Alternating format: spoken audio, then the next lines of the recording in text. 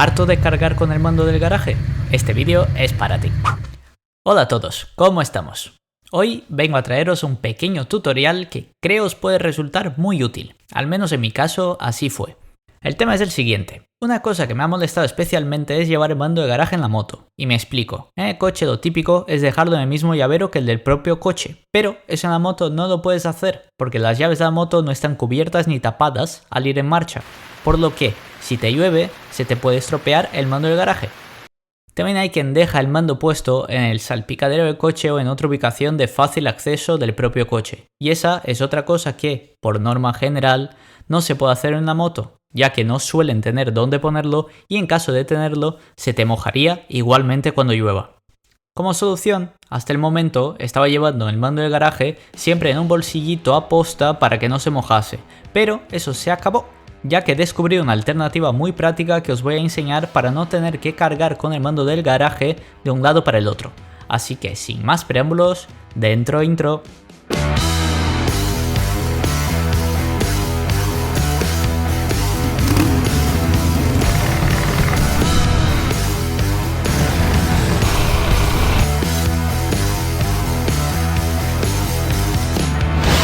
Pues la cosa es muy sencilla. Se trata de coger un mando universal baratillo o, si tienes uno por casa que no necesites, instalarle un pulsador y esconder el mando de garaje en algún lugar de la moto.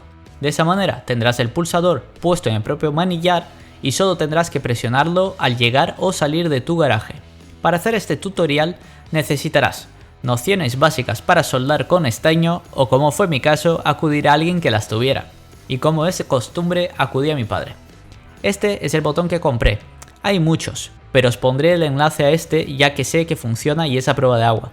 También miré de comprarme un mando, pero tenía uno aquí tirado por casa, así que no me hizo falta. Pero también os pongo en la descripción del vídeo alguno baratillo que sé que funciona bien de Amazon. Empezamos ya con el tutorial.